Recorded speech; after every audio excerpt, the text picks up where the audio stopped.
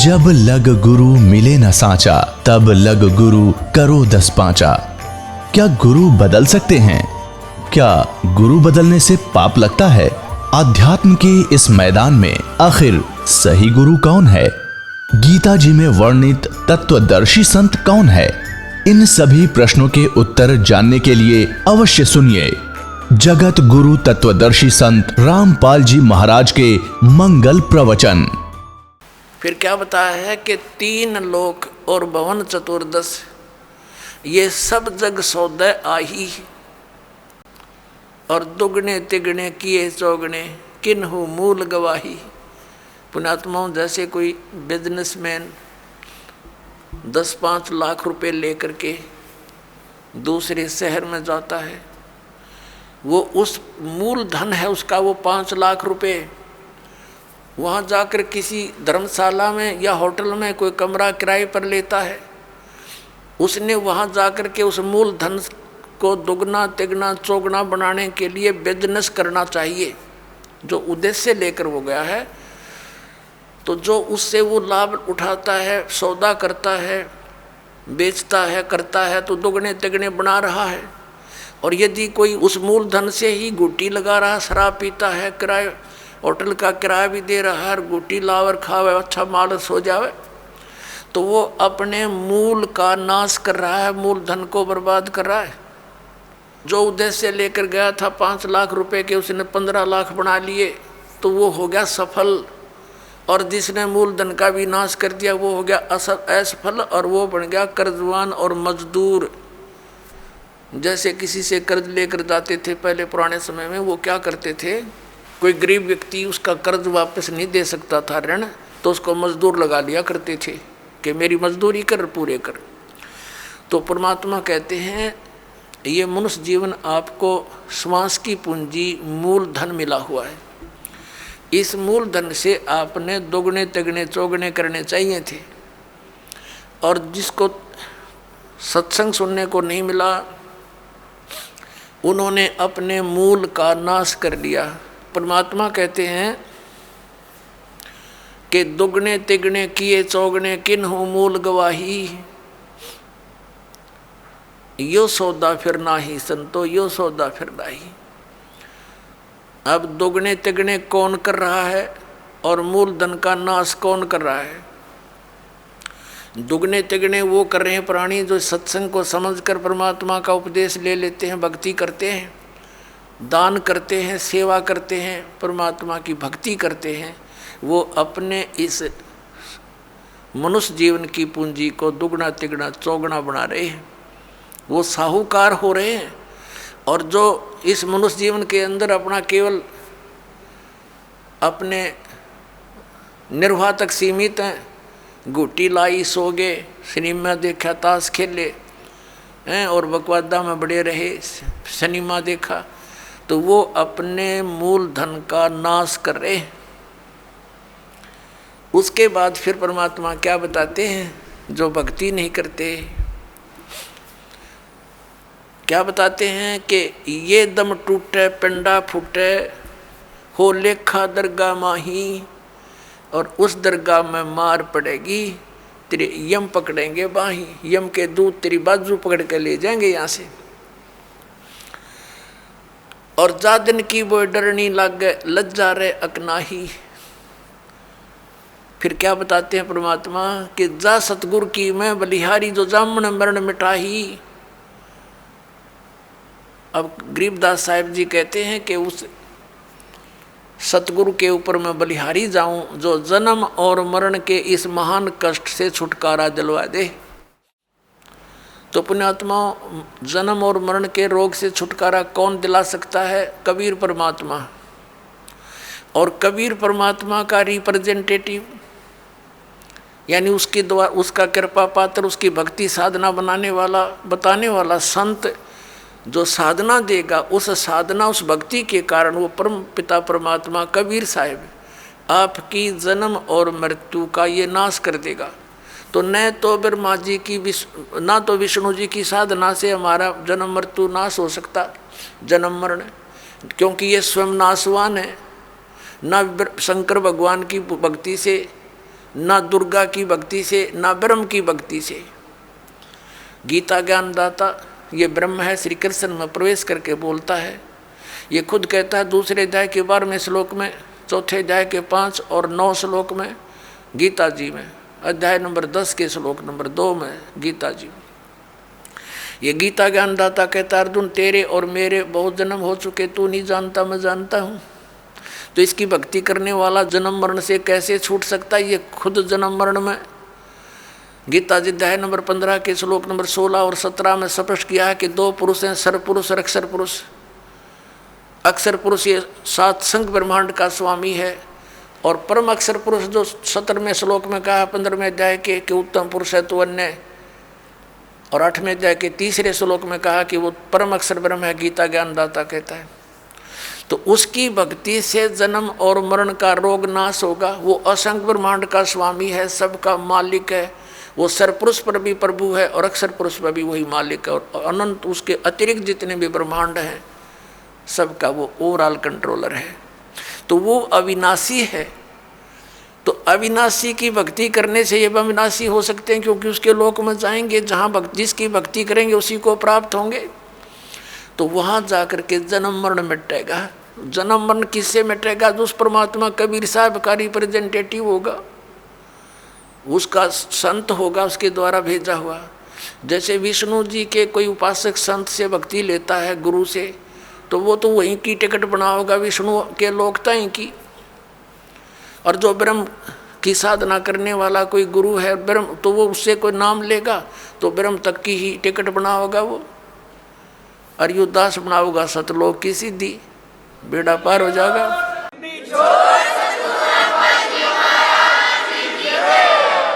अब फिर क्या बात याद दिलाते परमात्मा? जा सतगुरु की मैं बलिहारी, जो जामन मरण मिटाही। यदि सत भक्ति ना की तो फिर क्या होगा?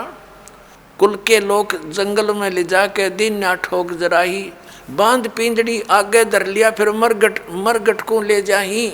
मात पिता तेरा कुटुंब कबीला मसलत एक ठहराई। एक सलाह बन गई सबकी के मर गया भाई, उठाओ उठाओ उठाओ जल्दी करो, कोई लकड़ी ढूंढ लग जाएगा और कोई उसने उठाकर पट दे जा धरेंगे शमशान घाट पे।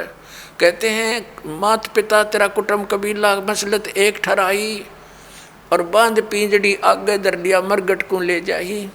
अग्नि लगा दिया जद लंबा फूक दिया उस ठाही। अब कर दिया काम, वो शरीर नाश तो करना ही था ना, तो उसमें कीड़े चल जा। ये तो ऐसा शरीर है। इस मिट्टी से हमने सोना बनाना था भक्ति करके, और केवल ये पशु पक्षियों जैसे कर्म किए इस मनुष्य शरीर से हमने नाश कर दिया इस भक्ति का, इस मूलधन का। और फिर आगे के बनेगी जो भक्ति नहीं करके जाते, उसकी आगे कितनी लंबी कहानी बताई है। अब देखो इन नकली गुरुओं ने, हमारे धर्म गुरुओं ने हमारी कैसे दुर्गति करवा रखी है। परमात्मा बताते हैं, गरीबदास साहिब जी परमात्मा से प्राप्त ज्ञान को कैसे डिफाइन करते हैं कि मरने वाले का कर दिया अंतिम संस्कार, उसकी तब मिट्टी भी नहीं छोड़ी, ठाकर नहर में गिराए। और फिर क्या आते हैं, कहते हैं फिर पुराण बांध के पंडित आगे और पीछे गरुड़ पढ़ाई। पुण्यात्माओं, परमात्मा हमें याद दिलाते हैं कि मृत्यु के उपरांत जो गरुड़ पुराण का पाठ किया जाता है उसका फायदा लाभ क्या होगा। गरुड़ पुराण के अंदर ये लिखा हुआ है कि जो प्राणी भक्ति नहीं करता उसको यम ना वो दान पुण्य करता विधिवत, तो यम के दूत पकड़ कर ले जाते हैं, ऐसे रास्ते से ले जाते हैं उसके तांबे की धरती पर से लोहे कति जलते हुए नंगे पैरों जाता है। वहीं पर भंडारे चल रहे होते हैं, अन्य जो पुण्यकर्मी प्राणी तो खाना खा रहे होते हैं और उसको प्यास और भूख सताती है। यम के दूतों से कहता है मुझे खाना खा लेने दो, तो वो कहते खबरदार तूने खाना नहीं खा सकता क्योंकि तूने पुण्य नहीं किए। वो रोता है, बुरी तरह बिलखता है, बुरा हाल कर ले जाता है। और फिर वो कहते हैं एक बार ले चल धर्मराज के पास, और क्या आदेश होता है तेरी फिर सेहत बनावेंगे, तो फिर गढ़ेंगे। उसका कलेजा फटने को हो जाता है। फिर गरुड़ पुराण में बताया गया है कि जो ऐसे जुल्म करता है उसके हाथ कटता है, वो ऐसे कर्म करता है उसकी आंख फूटती है, वो अंधा होता है। परमात्मा कहते हैं मरने वाला मर गया, उसने जो करना था वो कर लिया। अब वो गरुड़ पुराण मरे पाछे के काम आओगा, उसका जिंदे जी पढ़ाना था ताकि उसको डर लगता, भगवान से भक्ति करता, परमात्मा इन दुखों को याद करके बुराइयों से बचा रहता। अब वो कर्म फोड़ कर चला गया, ईब गरुड़ पुराण का पाठ करा, इनकी सारी उल्टी रीति। अब परमात्मा क्या बताते हैं कि पुराण उठा, फिर पंडित आगे, गुरुजी आगे, और पीछे गरुड़ पढ़ाई। नर से तीतू पशुआ की जय गद्दा बैल बनाई, ये 56 भोग कहाँ मन बोरे की तो कुरुड़ी चरने जाई। ओए होए पुण्यात्माओं, इस काल ने हमारी बुद्धि इतनी कमज़ोर कर दी, हम ये सोचते हैं कि हमने जो आज ठाठ हैं मनुष्य जीवन में, जब चाहे भोजन खा लें भूख लगते ही, जब चाहे चाय बनवा के पी लें, काजू किस्म सेब संतरे खावें, हलवे खीर खा लेते हैं। परमात्मा कहते हैं अगर इतनी सुविधा भगवान ने दी है जिसका कुछ काम भी नहीं आ रहा है, यदि आपने सत भक्ति नहीं की, गुरु धारण किया नहीं, तो फिर क्या होगा। नर से तीतू पशुआ की जय गद्दा बैल बनाई, ये 56 भोग कहा मन बोरे की तो कुरडी चरने जाई। ओए होए पुण्यात्माओं, हमारा जो हृदय इतना कट्टर हो गया, इतना ज्ञानहीन हो गया हमारा हृदय में कि हम ये सुनकर भी इनू यकीन नहीं होता, सचमुच हमारी दुर्गति हो जाएगी। और यह सबसे बड़ी भूल जीव का लगी हुई है। ठीक है, स्वयं बुद्धि काम ना करती तो संतों के वचन सुनने चाहिए। अब कई जैसे हम अपने रिश्तेदारों को या कोई मित्र प्यारे से कहा करते, भाई राम नाम ले लो, भक्ति कर लो, हैं गधा बनोगे, कुत्ता बनोगे, वीरान माटी होगी, हैं तो वो क्या कहा करते, किसने देखा है देखी जाएगी। ले कोई बात हुई है। अब मरे पाछे के अर्गद अपने पाछे के देखी जाएगी, फिर तो कुमार देखेगा, डायमंड का बोरा कड़पा मारेगा लठ। देखना तीब देख, बुराई छोड़ भक्ति कर भगवान की। देखो कोई अंधा जा रहा है किसी कुमार्ग पर, गलत रास्ते पर, आगे से कोई आंखों वाला आ गया और उसको कह रहा कि सूरदास ये तेरा रास्ता ठीक नहीं, बहुत भयंकर बियाबान में चला जाएगा, तुझे खा जाएंगे हिंसक जानवर। अब वो यदि होश में है वो अंधा, तो आंखों वाले की बात पर विचार करना चाहिए कि इसने क्यों कहा ये बात, और तुरंत उस मार्ग को त्याग देना चाहिए। और जब उस दिन पी रखी है भांग, तो वो ये कह सकता है कि देखी जाएगी, किसने देखा है। अरे आंखों वाला बता रहा है कि उसने देखा तभी तो वो तुझे सतर्क कर रहा है, और तेरा दुश्मन थोड़ा ही है। अंधे ने दिखा नहीं, आँखें वाले की माना नहीं, तो मर कुएं में पड़ गए। तो ये संत महात्मा जिन्होंने भगवान को देखा और वहाँ का सब विधान से परिचित होकर आए, हमें ज्ञान दिया कि ये दो क्रियाएं तुम कर रहे हो, ये तुम गलत रास्ते जा रहे हो, इनको त्याग दो। अब ये संत महात्मा जो थे ये आँखों वाले थे, ये तत्व ज्ञान युक्त आँखें रखते थे, और हम अंधे हैं, तत्व ज्ञानहीन प्राणी हैं, और हम आँखों वालों की नहीं मानेंगे। हमने दिखता ना, अर्जुन उन्होंने दिखा, उन्होंने बताया, उनकी हम मानते ना, तो फिर वह बनेगी जो उस अंधे गेल बननी थी पड़बाड़ में। तो क्या बताते हैं, सुखदेव ने 84 भुगती बना पजावे खरवो, तेरी क्या बुनियाद प्राणी तू पेंडा पंथ पकड़वो। परमात्मा के ज्ञान से हमें पता चलता है कि एक सुखदेव नाम के ऋषि थे, और वो अपनी सिद्धि के कारण आकाश में उड़ जाते थे, लेकिन गुरु धारण नहीं कर रखा था, न सत भक्ति कर रहे थे। पिछले जन्म के पुण्य कर्मों से भक्ति शक्ति से उसकी बैटरी चार्ज थी, हवा में उड़ जाने की सिद्धि भी थी। एक दिन साधु संत महात्माओं की गोष्ठी हो रही थी, और उसको बताया गया, वो स्वयं भी भगवान विष्णु के लोक में गए थे। विष्णु जी ने उनको रिजेक्ट कर दिया था कि आप निगुरे हो, आपका गुरु नहीं है, वापस जाइए, गुरु बनाइए फिर आइए।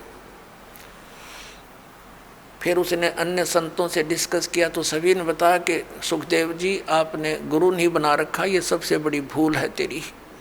ये जो आप आज हवा में उड़कर चलते हो, इसी से आप ये सोच बैठे हो कि मैंने बहुत कुछ पा लिया, ये कुछ भी सांग नहीं है। जब गुरु नहीं बनाया था गधे की योनि में जाओगे। जो ही उसको ये बात सुनने में आई तो उसने पिछले जन्म उसका एकदम सामने दिखाई दिया। फिर सुखदेव ऋषि ने बताया कि एक समय मैं गधे की योनि भोग रहा था, अंधा हो गया, मेरे मालिक ने छोड़ दिया, लठ मारे घर से निकाल दिया। चलता चलता एक पगडंडी की अटकल सी लगाता हुआ जंगल में वन में जा रहा था। आगे एक नाला आ गया, एकदम मेरे पैर उस नाले में गिरने लगे। मैंने सोचा छलांग लगा ले, वापस पैर नहीं आ पा रहे थे तो मैंने छलांग लगाई। वो भीड़ा सा नाला था, 2-2.5 फुट का 3 का। तो मैं बीच में फंस गया, चारों पैर लटके आगे पीछे थे, उसके नाले की पटड़ियाँ पर अड़ गया। इक्का दुक्का व्यक्ति जावे था उस रास्ते से, बहुत दूर था नगरी से, तो वो मुझे निकाल नहीं सका, उसने चेष्टा भी नहीं की इक्के दुक्के व्यक्ति ने। और मेरे ऊपर के पैर रखे पार होने लगे, मेरी पुली बना ली। 10-15 दिन तक भुगत कर जीवन अंत हुआ। अब वो दुख याद आते हैं और भक्ति करता हूँ तो यहाँ परमात्मा भी याद दिलाते हैं कि सुखदेव ने 84 भुगती और बना पजावे खरवो, खरवा ने गधा। पजावे होते हैं ऊंचे ऊंचे, ये कुम्हार लोग बनाते थे पहले पुजावा, उसके ऊपर ईंटें बनाते जाते, ऊपर बाहर मिट्टी, उस राख को दूर नहीं डाल सकते क्योंकि और स्थान नहीं था, उसी के ऊपर बनाते रहे तो बहुत ऊंचा हो जाता है। तो परमात्मा कहते हैं सुखदेव ने 84 भुगती, बना पजावे खरवो, और तेरी क्या बुनियाद प्राणी, तू पेंडा पंथ पकड़वो, तेरी क्या औकात है बोली आत्मा, तो ये रास्ता पकड़ जो मोक्ष मार्ग है, इस मनुष्य जीवन को नष्ट ना करे।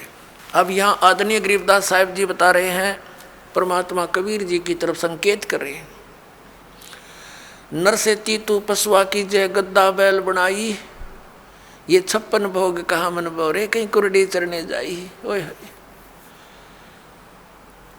पुणात्माओं, इन सत्संग के वचनों से ये अज्ञान का जामा बैठ गया हमारे हृदय में।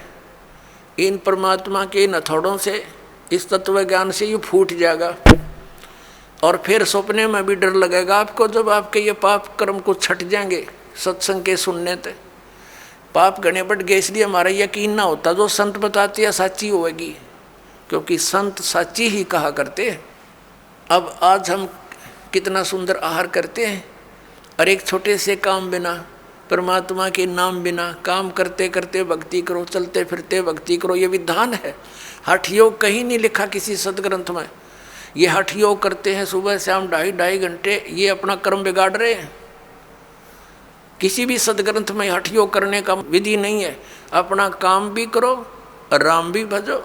नाम उठत नाम बैठत नाम सोवत जागवे, नाम खाते नाम पीते नाम सेती लागवे।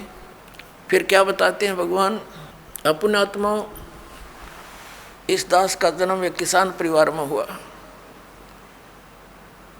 और अब वो पुरानी बातें याद घनी आने लगी जब ये ज्ञान समझ में आ गया। हमारे एक बैल था,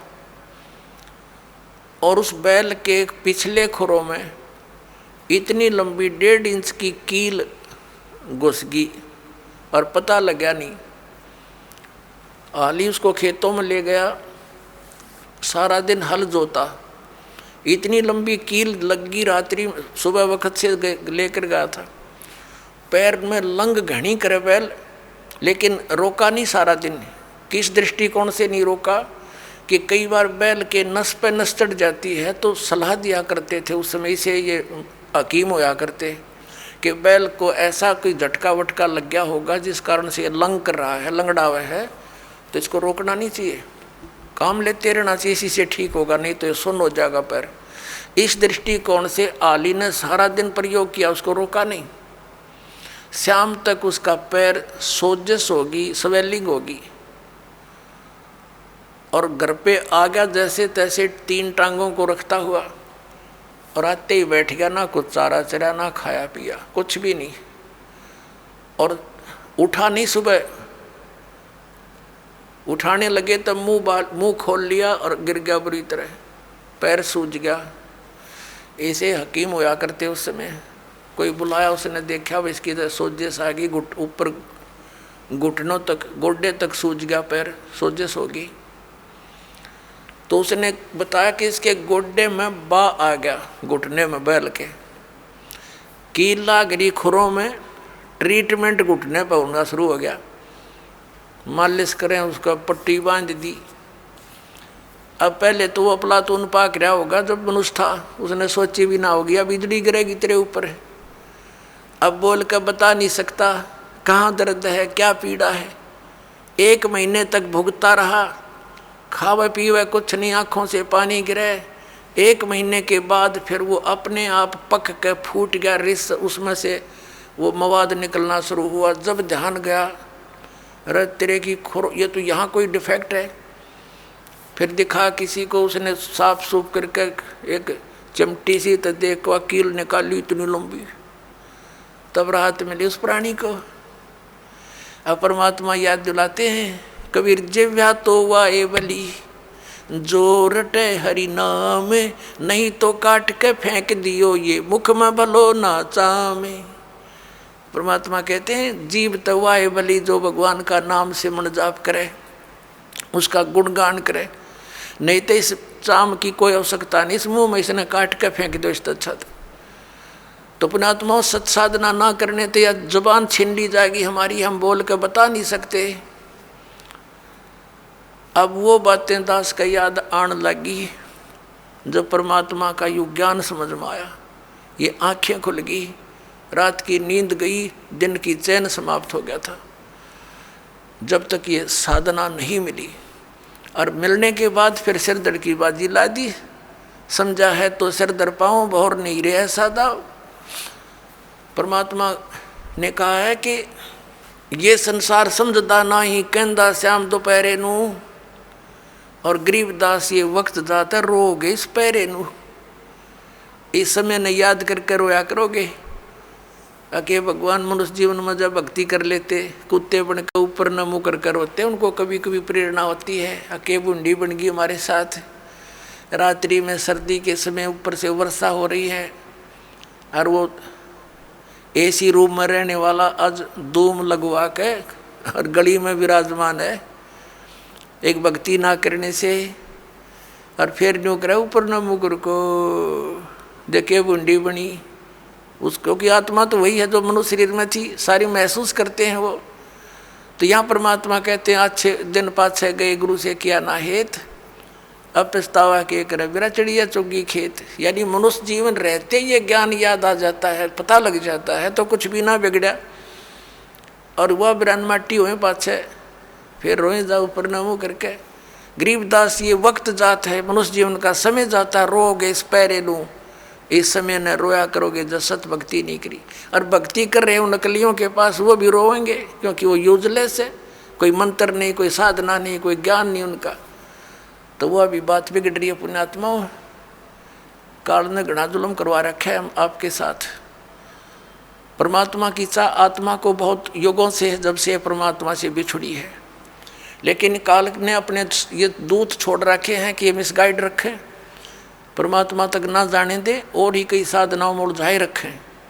ये तो दयालु आते हैं, अपनी समर्थता से हमें इस मार्ग को याद दिलाते हैं और इस पर दृढ़ करते हैं। ना काल इस पर होने ना दे, 100 मन में खरपतवार पैदा कर देता जब सत्ज्ञान सुनता है, और जब अज्ञान सुना करते न्यू आराम से बैठे रहा करते। जो भी कोई कहता सारी साची, और अब सच शुरू होती है तो ये झूठी लगती है, क्योंकि हमने अज्ञान गणा सुन रखा है। अब साधना करते हैं तो गलत करते हैं।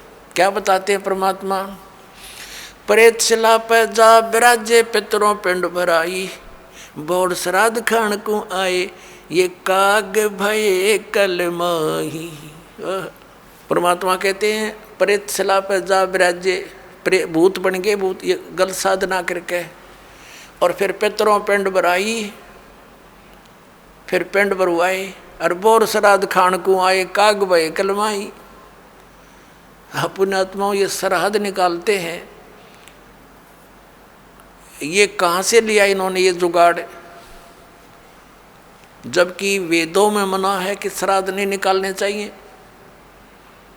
ये भूत पूजाएं हैं, भूत पूजोगे तो भूत बनोगे। गीता जी अध्याय नंबर 9 के श्लोक नंबर 25 में कहा कि भूत पूजने वाले भूतों को प्राप्त होंगे, पितरों की पूजा करने वाले पितर बन जाएंगे, देवताओं की पूजा करने वाले देवताओं के पास जाकर उनके नौकर लगेंगे, और मेरी पूजा करोगे मुझे प्राप्त होगे। तो गीता जी में तो मना किया कि पितर पूजा, भूत पूजा ये 13वीं करनी, अस्थि उठानी, गति कराने के लिए गंगा में डाल कानी, ये सारी शास्त्र विरुद्ध साधना है, वेद विरुद्ध साधनाएं हैं, ये नहीं करनी चाहिए।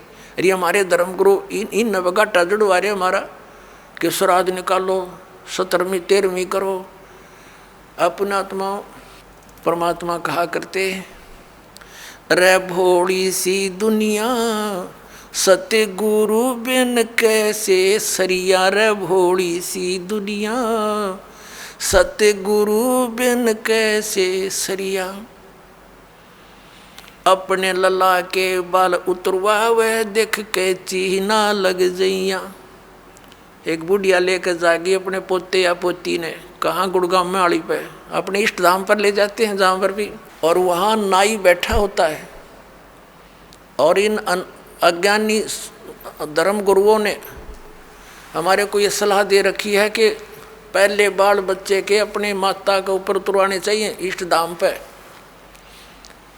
अब वह बुढ़िया जाती है पोता पोती ने लेकर, साथ में पुत्र वधू, और वहाँ नाई बैठा होता है। उसको जा कर के वह बुढ़िया कहती है कि रे नाई के भाई मेरे पोते के बाल काट दे। अब बाहर अगर 5 रुपया में काटता होगा ना नाई, उस इष्ट दाम पर 10 रुपये लेगा डबल। अब पता इसने मेरे बिना कोई काटनिया नहीं, इसके डबल तो लेगा। और फिर बुढ़िया न्यों कहेगी भाई काट दे जल्दी सी मोटे मोटे, और न्यों कहेगी बेटा देख अरे भाई नाई के ध्यान रखिए मेरे पोते का कच्चा सिर है, कदे इसका कैंची ना लाग जा, धीरे धीरे देख धीरे धीरे भाई। अब परमात्मा कहते हैं अपने लला के बाल उतरवावे, और इतनी चिंता कि कदे कैंची ना लग जइया, और एक बकरी का बच्चा लेके उसका गला कटैया। रे भोली सी दुनिया, वो भी तो किसी का बच्चा था जो तू बलि चढ़ाने जा रही है, और अपने बच्चे का इतना दर्द कैंची भी ना छू जा।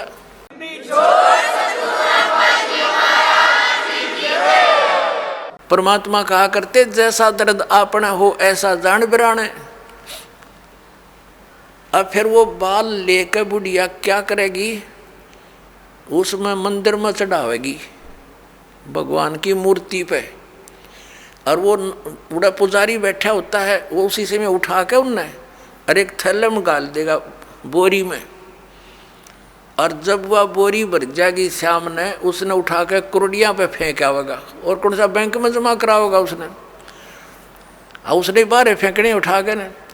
तो परमात्मा कहते तुम यही कटाओ और इन्हें यही फेंक दो, इसका कोई यूज नहीं, मूर्ख बना रखा तुम्हारे, धंधा खोल रहे हैं लोग। अपने लला के बाल उतरवावे देख कैंची ना लग जइया। एक बकरी का बच्चा लेके उसका गला कटैया। रे भोड़ी सी दुनिया सत्य गुरु बिन कैसे सरिया। रे भोड़ी सी दुनिया सत्य गुरु बिन कैसे सरिया। कच्चा पक्का भोजन बनावे फिर माता धोकने गैया। कच्चा पक्का भोजन बना के फिर माता धोकने गैया। उस माता ऊपर कुत्ता मुते वो क्यों ना मर गैया। रे भोड़ी सी दुनिया गुरु बिन कैसे सरिया। रे भोड़ी सी दुनिया गुरु बिन कैसे सरिया। अब हमारी दादी जी माता दुखवाया करती हमारे थे, हमारी काकी ताइयों से माताओं से कहती ए पौधे मोटे मोटे गुड़ के हुए रोट, और वो थोड़ी देर करती न धर दे न काचे पाके, उन्हें पता था कुत्ता न खाने और कुछ माता उड़ा जिम्मेगी। और वहाँ एक माता इतने 2-2.5 फुट की उसकी हाइट, उसके महल की वह मंडी बना रखी होती है, और एक चबूतरा सा। और वो बुढ़िया तो ऊपर चढ़ा कर वह तो डाल के उसका आगे परोठे पूड़े वापस नीचे उतरने से पहले 3-4 कुत्ते चढ़ जाएंगे उसके ऊपर। पहले तो उस बाता के उस भोजन न खाएंगे, और चलते समय उसकी चोटी में धार मार खाएंगे। अब परमात्मा न्यू कहा करते कि जय वह माता जिसने तो धोकन गई उसे प्रोटेक्शन की, क्योंकि पूजा तो न्यू कराना कुछ बचाव करे हमारा, उसके आप शर्मा कुत्ते मुत्ते तो वह तेरा बचाव क्या करेगी बुढ़िया। अब परमात्मा क्या बताया करते, परमात्मा क्या बताया करते, आप पे लिपे आप पे पोते और आप पे बनावे ओई, और उस पर बुढ़िया फिर पोते मांगे। देख अकल कहाँ से खोई। एक वही माता देखी हमने पूजती, एक औरत क्या चित्र बना लेती थी दीवार पर, आप पे बनाती, और फिर उसका आगे जोत जात ला के अर्नो कहे हे वही माता बहू का पोता दिए पुत्र दिए, दूध पूत में खैर रखिए हैं, इसलिए तेरी पूजा करूं। परमात्मा कहे आप पे तो वह माता बनाई, आप पे लिपे आप पे पोता आप पे बनावे ओई, और उस पर बुढ़िया पोते मांगे। देखा कलकड़े तक खोई है तेरा गजब भैया। परमात्मा क्या याद दिलाते हैं कि जाटी पूजे पीपल पूजे, और सिर तुलसा के हो, और दूध पूत में खैर राखिए न्यो पूजो हो तो जांडी पूजे और पीपल में पानी चढ़ावे, और फिर तुलसी माता ने पूजे। और उनको किस लिए पूज रही हूँ कि मेरे दूध पूत में खैर रखिए। बता अकल देखो हमारी। ये हमारे धर्म गुरुओं की गाइडलाइन थी हमारे को। ये शास्त्र विदिता का मनमान्य साधना करवा के सारे भूत बनवा दिए। फिर क्या बताते हैं परमात्मा, जीवित बाप के लट्ठम लट्ठा और मुए गंग पुचैया, और जब आवे आसुज का महीना, और वो कौवा बाप बनैया रे बोड़ी सी दुनिया। सतगुरु बिन कैसे सरिया। जैसे जीवित बाप के साथ तो खेचा तानी रखे निकम्मी आत्मा है, और मरने के बाद फिर उसकी गति के लिए चलेंगे कहाँ से। देखो पुण्यात्माओं, ये हमारे धर्म गुरु कहाँ से गति कराने लगते हैं मृत्यु के उपरांत। पहले तो यूँ कहेंगे कि अस्थि उठाओ और गंगा में प्रवाह कराओ, इसकी गति हो जाएगी। अच्छा क्या करते हैं, एक व्यक्ति नाम ना ले हुआ था, उसकी पत्नी ने नाम ले रखा था। वैसे उसका अपनी पत्नी को मना नहीं करता था, ज्ञान से बहुत कुछ परिचित भी था, लेकिन उसके सामने एक बाधा थी कि मेरा पिताजी की मृत्यु होगी और मैं यदि गंगा में अस्थि नहीं डालकर आया तो फिर मेरी आत्मा नहीं मानेगी, तो मैं इसलिए नाम नहीं लूं। एक दिन वो बता रही थी उसकी पत्नी कि मेरे तायसरे की मृत्यु होगी, यानी उसके ताऊ की, और वो लेकर गए उसकी अस्थियों को गंगा घाट पे। वहाँ बैठे वो पांडे, और वहाँ इन्होंने अपने अक्षेत्र बांट रखे हैं कि ये मेरे अक्षेत्र का, ये मेरे अक्षेत्र का। जाते ही पूछ लेते कहाँ से आए जी, वो बता दिया जी ऐसे ऐसे सोनीपत से आए। अच्छा अच्छा आज तुम हमारे हो वो पकड़ ले गए। तो वहाँ जाकर उसने देखा, खोल कर पिछला सारा इतिहास बता देते हैं। तो क्या बोले वह, नो बोले यजमान इब कद बहुत दिन माए रे तेरा गजब भैयो। अब उन्होंने कह रही थी कि वो बतावा था उसका पति कि मेरा माथा ठनका के दुश्मन तैनो बाट देखा हम रोज मरा, इन्हों कहा इब कद बहुत दिन माए गति करान। तो वो कहने लगा उसके बाद मेरा वहाँ से मन हट गया कि वो तो हमारी सारा दिन जो है ना ये कुशोण मनावे हैं। अपने आत्माओं गति करवा दी, किस गति करवा दी कि गंगा में अस्थि डलवा दी, होगी गति। फिर कहें 13 मी करो, 13वीं किस लिए कि गति कराने खातिर। अच्छा हुआ 13वीं भी कर दी। फिर कैसे अब इसके सरहद निकालो। पहले प्रत्येक महीने किया करते, फिर छठे महीने और बड़ा व्यवस्था करते थे, और फिर 1 वर्ष के बाद वो कंप्लीशन होता था, उसका समापन करते थे। 1 साल में पूरे वर्ष लगे रहते थे गति कराने।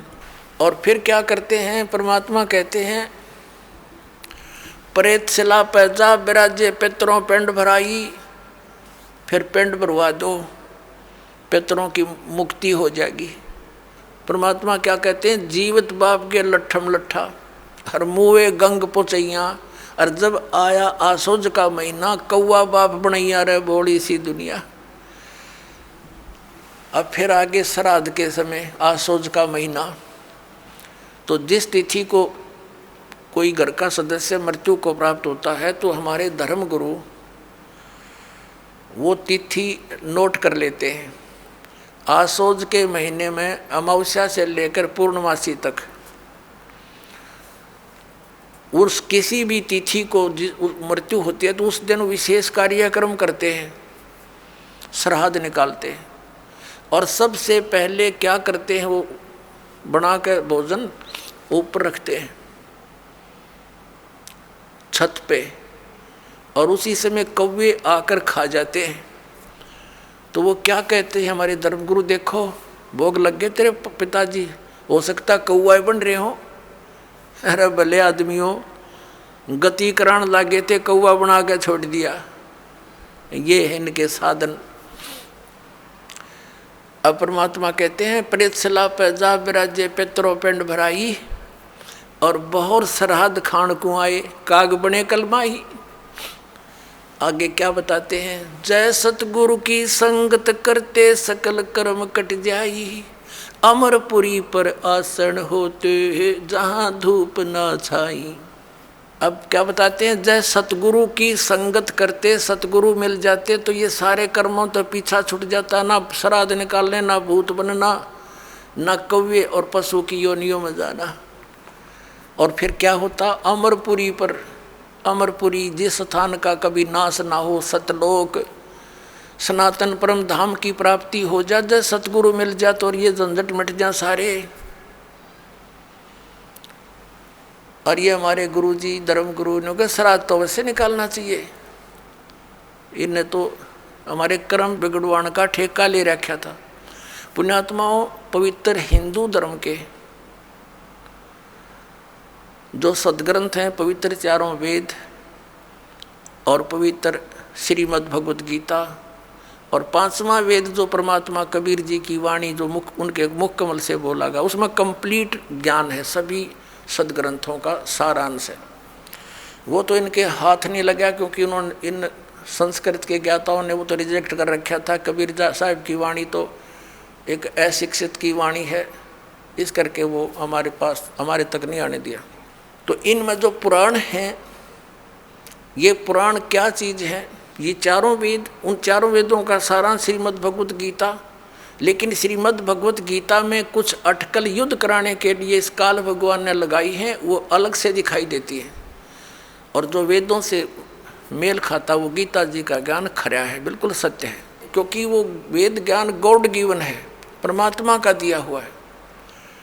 तो हमने परमात्मा के आदेश का पालन करना है। और पुराण क्या है, ये ब्रह्मा जी द्वारा दिया गया ज्ञान, ब्रह्मा जी से सुना, फिर कुछ अन्य ऋषियों ने किसी और से सुना हुआ ज्ञान, वो सब खिचड़ी बना के पुराण बना दी।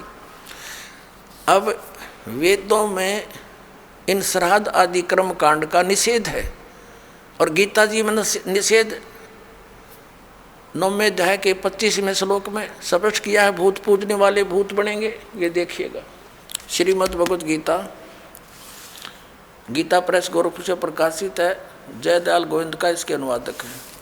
अध्याय नंबर 9 का ये है, अध्याय नंबर 9 श्रीमद् भगवत गीता, श्लोक नंबर 25। देवताओं को पूजने वाले देवताओं को प्राप्त होंगे, पितरों को पूजने वाले पितरों को प्राप्त होते हैं, और भूतों को पूजने वाले भूतों को प्राप्त होते हैं, और मेरा पूजन करने वाले मुझको ही प्राप्त होते हैं।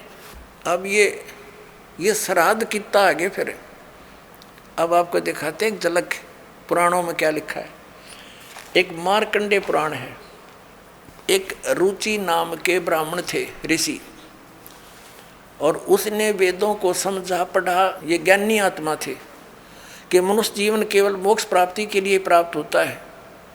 इसलिए उसने ना तो विवाह कराया, ब्रह्मचारी पद पर रहते हुए 40 वर्ष की उम्र होगी थी और अपना जंगल में वन में रहता था, कोई मकान झोंपड़ी भी नहीं डाल रखी थी। ये सोच करके मोक्ष प्राप्ति करानी है, क्या संग्रह करना है, 2 दिन का जीवन है। अब वो वेदों अनुसार साधना कर रहा था, रुचि ऋषि। और उसके जो पिताजी, दादाजी, परदादाजी और चौथा दादाजी वो मर चुके थे, वह भूत बन रहे थे, और वो भी ऋषि थे, ब्राह्मण थे। उनने भी ये कर्मकांड करे और करवाए थे, तो भूता बनेंगे वह। तो वो चारों दिखाई दिए और कहा, बेटा तूने विवाह क्यों नहीं करवाया? विवाह करवा के तुम हमारा श्राद्ध करता हैं और हमारी गति हो जाती। अब रुचि कहने लगा कि पितामहो, वेद में तो ये मना कर रखा है, ये श्राद्ध श्रुद्ध निकालना, ये कर्मकांड करना, ये तो मूर्खों का मार्ग है। और वो पितर भी कहते हैं, बेटा है तो ऐसा ही, इसमें कोई संदेह नहीं, मिथ्या नहीं है, सच्चाई है। लेकिन हमारा क्या होगा? अब तुम बाढ़ में जाओ, थारा क्या होगा? आप मरे, अरे पुत्र और मरवाने के लिए तैयार करे। या देखो मार्कंडेय पुराण, ये गीता प्रेस गोरखपुर से प्रकाशित है। गीता प्रेस गोरखपुर से प्रकाशित है। ये गीता प्रेस गोरखपुर से प्रकाशित है। ये 242 पृष्ठ पे संक्षिप्त मार्कंडेय पुराण, रोच्य मुनि की उत्पत्ति कथा। मार्कंडेय जी कहते हैं कि ब्राह्मण, पूर्व काल की बात है, प्रजापति रुचि ममता और अहंकार से रहित इस पृथ्वी पर विचरते थे।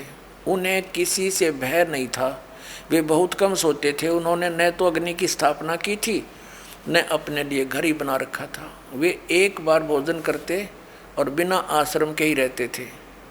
उन्हें सब प्रकार की आसक्तियों से रहित एवं मुनिवर्ती में देख उनके पितरों ने उनसे कहा, ये देखिए ये चारों आगे भूत बन रहे, ये देखो, ये रुचि ऋषि है, ये इनके पहले बने हुए वो पंडित जी सारे भूत पूज का भूत बन गए। अब ये दिख गए इसने सारे इकट्ठे।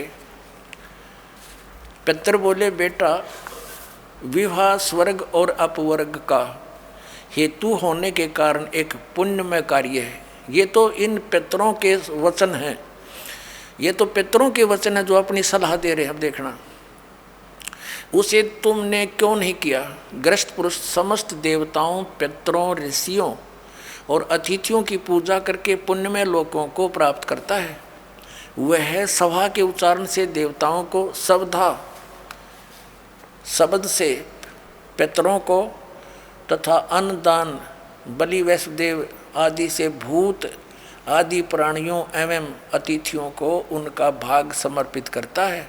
बेटा, हम ऐसा मानते हैं कि गृहस्थ आश्रम को स्वीकार न करने पर तुम्हें इस जीवन में कलेश पर कलेश उठाना पड़ेगा तथा मृत्यु के बाद और दूसरे जन्म में भी कलेश ही भोगना पड़ेगा। रुचि ने कहा, पितरगण, परिग्रह मात्र ही अत्यंत दुख एवं पाप का कारण होता है तथा उसे मनुष्य की अधोगति होती है, उससे मनुष्य की अधोगति होती है। यही सोचकर मैंने पहले से स्त्री संग्रह नहीं किया। अब यहाँ देखो, पितर बोले, बेटा जितेंद्रिय होकर आत्मा का प्रक्षालन करना उचित है, किंतु तुम जिस मार्ग पर चल रहे हो वह मोक्ष मार्ग है। बता, इसने तो घटिया मान रहे मोक्ष मार्ग ने कि तुम जो कर्म कर रहे हो जिस मार्ग पर चले तो मोक्ष मार्ग है। अरे हम बतावांगे पितृवृंद का मार्ग। देखिए, रुचि ने पूछा, पितामहो, वेद में कर्म मार्ग को अविद्या कहा गया है। जो तुम सलाह दे रहे हो वो कर्म कांड, श्राद्ध श्रुद्ध निकालना, पितृ पूजना, वो तो मूर्खों की विद्या, अविद्या का है, मूर्खों का सलाह कही है। फिर क्यों आप लोग मुझे उस मार्ग में लगाते हैं? पितृ भी कहते हैं, पितृ बोले यह सत्य है कि कर्म को अविद्या ही कहा गया है, इसमें तनिक भी मिथ्या नहीं। फिर थारा सिर बच गया, फिर क्या रह गया बता भाई? ये हमारे पुराणों में लिखा है। अब इस बात को पितृ भी मानते हैं। आप जो साधना करें तो मोक्ष मार्ग है, और आप फिर उसको सलाह दे रहे हैं भूत पूज, श्राद्ध निकाल, ब्याह करवा, और यो नरक मार्ग है। और आप भी मानते हैं कि आप जो मार्ग अपना रहे हो तो मोक्ष मार्ग है। और रुचि कहता है वेद के अंदर तो इसको अविद्या मूर्खों की साधना बताइए, तो पितृ भूत पूजना, श्राद्ध निकालना, और पितृ स्वीकार भी कर रहे हैं, कहाँ ऐसा ही है, इसमें कोई मिथ्या नहीं। फिर ये बकवाद गढ़ रखी, अग्रुम ऐसा कर लो, पितृ ऐसा कर देते हैं, पितृ पुत्र दे देते हैं, टट्टू दे देते हैं, अपा भूखे मरे, बतावे मूर्ख बना रखा।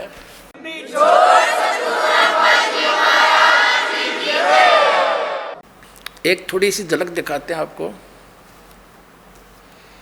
इसी मार्कंडे पुराण में। इन कहाँ से ले रखे ये श्राद्धा के सिलसिले। एक मंदालसा नाम की औरत थी, उसने अपने पुत्र को शिक्षा दी, और वह ये ले रहे हैं। देख, मार्कंडे पुराण के अंदर है, यही आपको सुना रहे हैं। ये काशी पृष्ठ से थोड़ा सा लेंगे। मंदालसा बोली महाराज, ये मंदालसा ज्ञान देती हुई आ रही है। मंदालसा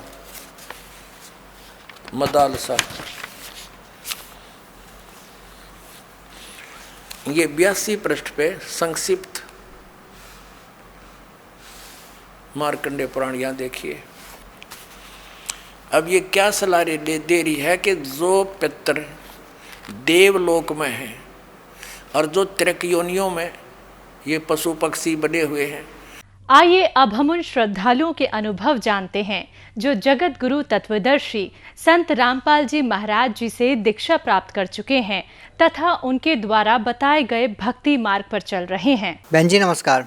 सच साहेब सर। क्या नाम है आपका? मेरा नाम हरदीप कौर है। कहाँ से आए हैं आप? पंजाब, मंडी गोबिंदगढ़। क्या काम करते हैं? सर मैं टीचिंग प्रोफेशन में हूँ। संत रामपाल जी महाराज से कब जुड़े? बंदी छोड़ सदगुरु रामपाल जी महाराज जी की शरण में हम अगस्त 2013 से आए हैं। संत रामपाल जी महाराज की शरण में आने से पहले आप क्या साधनाएं करते थे? बंदी छोड़ सदगुरु रामपाल जी महाराज जी की शरण में आने से पहले एज सच मैं कोई भक्ति नहीं करती थी, बट हाँ मेरे पेरेंट्स ने राधा स्वामी पंथ से नाम लिया हुआ था। उनको वहाँ पे 40 साल हो गए, तो वैसा ही घर में माहौल था, हम उन्हीं को फॉलो करते थे। क्या आज आपका पूरा परिवार संत रामपाल जी महाराज की शरण में है? जी हाँ, हमारे घर में 4 फैमिली मेम्बर्स हैं। तो मेरे ब्रदर, मेरे डैडी, मेरे मम्मी और पापा, सब ने हमने वहीं से नाम लिया हुआ है। बहन जी पहले आप राधा स्वामी पंथ से जुड़े हुए थे, आपके माता पिता राधा स्वामी पंथ से जुड़े हुए थे, तो फिर आप संत रामपाल जी महाराज की शरण में क्यों आए और कैसे आए? एक्चुअली बंदी छोड़ सदगुरु रामपाल जी महाराज जी की शरण में हमारे भगत रमेश दास जी हैं, उन्होंने ज्ञान गंगा पुस्तक दी। वो भी पहले राधा स्वामी पंथ से जुड़े हुए थे। उन्होंने कहा कि आप वहाँ जाइए, वहाँ पे सतगुरु जो हम कहते हैं वो सच्चे गुरु आए हुए हैं, आप जाइए, वहाँ पे आपको लाभ होगा, ये सच्ची भक्ति नहीं है। तो हमने वो ज्ञान गंगा पुस्तक पढ़ी, और ज्ञान गंगा पुस्तक जब उसके 10-12 पेज पढ़े, उसमें सृष्टि रचना पढ़ी कि परमात्मा आकार में है, वो सहशरीर है, उसका नाम कबीर है, जो कि हमें आज तक यही बताया गया है कि परमात्मा निराकार है। वहाँ पे हम एकदम शॉक हो गए, वी गॉट अमेज्ड, और हम वहाँ पर जाके बंदी छोड़ सदगुरु रामपाल जी की महाराज में शरण में जाके वहाँ पे हमने नाम ले लिया। आप लोगों के साथ ऐसी क्या घटनाएं घटी कि आज आप संत रामपाल जी महाराज को भगवान मानते हैं?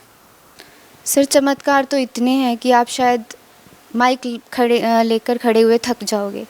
मैं कहूँगी 7 समंदर की मसी करूँ, लिखनी करूँ बन रहा है, धरती का कागज करूँ, गुरुगुणों लिखा ना जाए। मेरे परमात्मा बंदी छोड़ सदगुरु रामपाल जी महाराज में उन्होंने इतनी कृपा करी है कि मैं आपको इस ज़ुबान से शायद ना बताऊं, लेकिन फिर भी जो छोटे मोटे लाभ हुए हैं वो मैं बताना चाहूँगी। सबसे पहले आध्यात्मिक लाभ में हमें ये हुआ कि जो सच्ची भक्ति है, कि जैसे हमें बताया गया था, आज तक बताया जा रहा था कि हाँ परमात्मा निराकार है, लेकिन एक्चुअल में वेदों में, कुरान में, बाइबल आदि जो श्री गुरु ग्रंथ साहिब है, सब में यही लिखा हुआ है कि परमात्मा सह शरीर है, उसका नाम कबीर है। वो आध्यात्मिक लाभ हुआ, मन को शांति मिली, मानसिक लाभ हुआ। शारीरिक लाभ मैं अपने पे अगर बताऊं तो मैं बहुत ज़्यादा बीमार रहती थी। जैसे मेरे को थोड़ी सी चीज़ खाने पे ही कोल्ड हो जाता था। मेरी कोल्ड की मेडिसिन कुछ ना कुछ चलती रहती थी, तो मेरे को यही बोला गया था, you are allergic to the dust and so on. So I use to aware, like मैं दूसरों चीज़ों से दूर रहना की कोशिश करती थी, फ्रूट्स वगैरह नहीं खाती थी। बंदी छोड़ सदगुरु रामपाल जी महाराज जी की शरण में जाने के बाद मैं आज कोई भी फ्रूट है, कुछ भी है, चाहे डस्ट है, मेरे को वो बिल्कुल इफेक्ट नहीं करती है। I can eat everything, I can go anywhere, मैं कुछ भी मतलब आज करने में सक्षम हूँ। दूसरा ये है कि मेरी पीठ की रीढ़ की हड्डी में ऊपर की तरफ जब टीचिंग कंटिन्यूसली कर रहे हैं या कोई काम कर रहे हैं, दर्द होना शुरू हो जाता था। तो हमें घर में इस बात की टेंशन हुई कि हम क्या करें। तो हमें सोचा कि चलो डॉक्टर से दिखाना चाहिए, जो बोन का डॉक्टर है। तो उससे पहले हमने बंदी छोड़ की से अर्ज लगाई कि परमात्मा ऐसे होता है, क्योंकि हमें पता है कि हमारे पूर्ण परमात्मा ही सारे दुखों को दूर कर सकते हैं। तो बंदी छोड़ ने कहा कि परमात्मा भली करेंगे। वो दिन है और आज का दिन है कि एक हल्की सी ठंडक मिली उस जगह पर, और आज तक मुझे वो दर्द नहीं हुआ। उसके बाद घर में बहुत सारे लाभ हुए हैं। जैसे मेरे डैडी, जब हम वहाँ पर गए तो मेरे डैडी व्हील चेयर पर गए थे, उनका बंदी छोड़ सदगुरु रामपाल जी महाराज जी की शरण में। जब हम वहाँ पर गए तो मेरे डैडी का डायलिसिस हो रहा था, लेकिन वो डायलिसिस प्रॉपर नहीं होता था। 3-4 बार उनको सुई लगाई जाती थी। यहाँ पे फिस्टुला होता है तो उसमें मशीन में लगाया जाता है, लेकिन प्रॉपर लगती नहीं थी, और मेडिसिन भी प्रॉपर नहीं लग रही थी। खाना अंदर नहीं जा रहा था। वो हर वक्त बेड पे लेटे रहते थे। बेड पे जब वो लेटे होते थे, हमें रात को भी डर लगता था कि सांस चल रही है नहीं चल रही। मैं उठकर आकर देखती थी।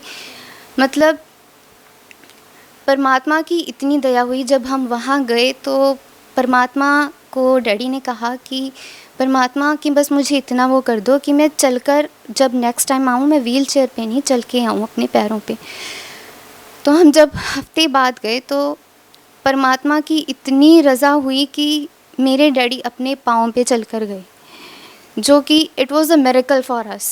हमें लगता नहीं था कि हमारे डैडी शायद इतनी ही ज़िंदगी होगी। जब उनको खुद बाथरूम तक लेकर जाना, हम बाथरूम की कुंडी तक नहीं लगाते थे, डर रहता था। उनको उठा के मैं खुद लेके जाती थी, कभी ब्रदर, कभी मैं, कभी मम्मी। आप सोच सकते हो कि घर में बड़ा family member, head of the family, अगर ऐसी सिचुएशन में है तो घर के कितनी प्रॉब्लम्स होंगी। बंदी छोड़ ने वो ठीक कर दिया, और परमात्मा की रज़ा है कि वो डायलिसिस, वो मेडिसिन सब वही है, लेकिन वो प्रॉपर अच्छे से सूट कर गई। और डैडी अब काम पे भी जाने लग गए हैं, घर बार भी देख रहे हैं, सब अच्छे से चल रहा है। उसके बाद मेरे ब्रदर के एक लोहे का छर्रा चला गया था। जैसे हम कंस्ट्रक्शन का काम करते हैं मेरे ब्रदर, तो वो फट्टे वगैरह काट रहे थे मशीन से, तो लोहे की जो पत्ती होती है वो कट के मेरे ब्रदर की बाजू पे चली गई। वो इतनी ज़्यादा बड़ी थी। हम डर गए। डॉक्टर से कंफर्म करा कि हाँ जी क्या हो सकता है। वो बोले ऑपरेट करना पड़ेगा, पूरी नसें देखनी पड़ेंगी, कुछ भी हो सकता है। हमने बंदी छोड़ से अर्ज लगाई, परमात्मा के आगे दंडवत करा। परमात्मा ने फिर वही कहा कि परमात्मा भली करेंगे। बंदी छोड़ सदगुरु रामपाल जी की महाराज की ऐसी रजा हुई। 2 साल हो गए हैं, वो छर्रा वहीं बाजू में है। कोई डॉक्टर मतलब उनको अब किसी काम करने में प्रॉब्लम नहीं आती। जबकि पहले डॉक्टर ने ये कहा था कि बाजू मींस पैरालाइज हो सकती है, रुक भी सकती है, लेकिन वो 2 साल हो गए हैं, वो छर्रा वहीं बाजू में है, वैसे ही काम कर रहे हैं। द नेक्स्ट इज़ आर्थिक लाभ। जो आर्थिक लाभ हुआ है हमारे घर में पैसे की, no doubt we belong to a middle class family. थोड़ा बहुत तंगी थी, लेकिन डैडी के डायलिसिस के बाद होने लगी है। लेकिन जब परमात्मा के बंदी छोड़ सदगुरु रामपाल जी महाराज जी की शरण में आए तो हमें पता नहीं चलता। मेरे मम्मी की एक वो थी कि हम इतना नहीं कर सकते हैं सेवा के लिए, तो मैं क्या करूं, परमात्मा आप थोड़ा सा तो हेल्प करो। तो जहाँ पर हम जोत लगाते हैं बंदी छोड़ की, वहाँ पर हमें 10,000 रुपये पड़े मिले। हमने सबसे पूछा घर में ये किसने रखे हैं, तो सबने बोला कि हमने नहीं रखे। तो वो हमने वैसे ही परमात्मा की उसमें वो कर दिया। लेकिन आप सोच के देखिए कि 10,000 पे छोटी सी अमाउंट नहीं होती है। उसके बाद कभी 200, कभी सब्ज़ी के लिए पैसे नहीं होते थे, कभी कुछ लेने के लिए पैसे नहीं होते थे। परमात्मा ऐसे दया कर रहे हैं, कभी 200, कभी 500, कभी 100, और ऐसे ऐसे नोट होते हैं, आप सोचोगे कि शायद एटीएम से निकाल कर लाए हैं। मेरे डैडी डायलिसिस करवाने गए तो वो घर से, आपको बताए, थोड़ी बहुत अमाउंट होती है, वो 4000 लेकर गए थे। वहाँ पर जाके उन्होंने जब अपनी बिल पे करा, उसके बाद उनका जैसे पर्स खाली होना था, परमात्मा ने वो पर्स खाली नहीं रहने दिया, उसमें 1000 रुपये का नोट अलग से था। वो घर आए, उन्होंने पूछा इसमें नोट किसने रखा है, क्या किसी ने इसमें 1000 रुपये रखे? हमने कहा नहीं, हमने तो नहीं रखे। तब पता चला, सतगुरु कहते हैं कि ये तो रूंघे में दूंगा, ये सब आपको रूंघे में मिलेगा, और वही सब हो रहा है। हमें सच्ची भक्ति, पूर्ण परमात्मा मिल गए, और जितने लाभ हैं आज तक लाभ होते ही जा रहे हैं। बहन जी, जहाँ आज भारत साइनिंग इंडिया की बात कर रहा है, कंप्यूटर का ज़माना है, क्या वास्तव में एक नाम जाप में इतनी ताकत है कि ऐसे मिरेकल्स हो जाते हैं जैसे कि आप बता रहे हैं? जैसे कि आर्थिक लाभ, जैसे कि आपने बताया कि आपके फादर को ऐसी बीमारियां थी जो बहुत ही ज़्यादा गंभीर बीमारियां थी, और एक नाम जाप करने मात्र से वो चीज़ें ठीक हो गई। क्या ये वास्तव में ही सही है? मैं यहाँ पे एक चीज़ दिखाना चाहूँगी, एज रिलेट कंसर्न करा आपने टेक्नोलॉजी के साथ। मेरे फादर को हेपेटाइटिस बी हो गया था, काला पीलिया जिसे बोलते हैं, और जो सच्ची में ये बोला जाता है कि बहुत ज़्यादा ख़तरनाक होता है घर के फैमिली मेम्बर्स के लिए भी। ये उसकी पहली रिपोर्ट है जिसमें यहाँ पे रिएक्टिव आया हुआ है, और हमने बंदी छोड़ से अर्ज लगाई, और कुछ टाइम बाद वो यहाँ पर रिपोर्ट देखिए कि नॉन रिएक्टिव आई हुई है। This is HSAB, here it is reactive, and now after few months it is non reactive here. आपके पिताजी को जो काला पीलिया था वो संत रामपाल जी महाराज से जुड़ने से पहले था या बाद में हुआ? ये जुड़ने से पहले हमका डायलिसिस हो रहा था, लेकिन उनको जुड़ने के बाद हुआ। लेकिन जब हमने परमात्मा से अर्ज लगाई तो वो भी ठीक हो गया। मीन्स कोई भी बीमारी हो, परमात्मा सब ऐसे ही टाल देते हैं। मिरेकल्स तो एक कहने की बात है, परमात्मा जो चाहे सो करे। भगत समाज को क्या संदेश देना चाहेंगे? मैं भगत समाज को यही संदेश देना चाहूँगी कि मानुष जन्म दुर्लभ है, मिले ना बारंबार। जैसे तरुवर से पत्ता टूट गए फिर ना लगता डार।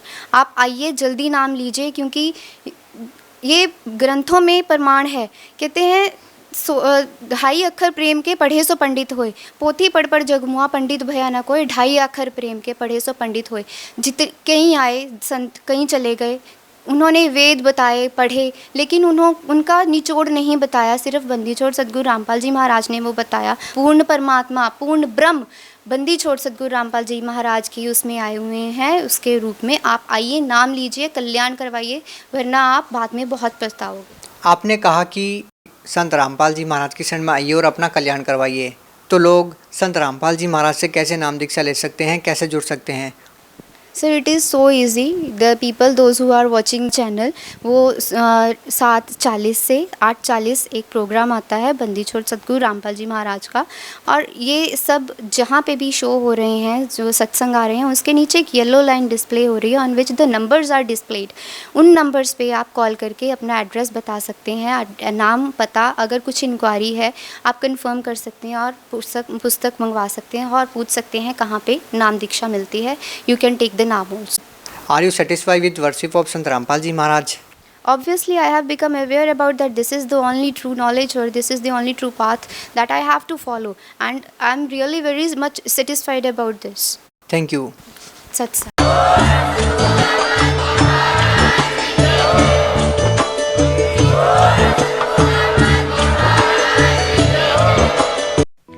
आप सुन रहे थे जगत गुरु तत्वदर्शी संत रामपाल जी महाराज के मंगल प्रवचन। अधिक जानकारी के लिए संपर्क करें।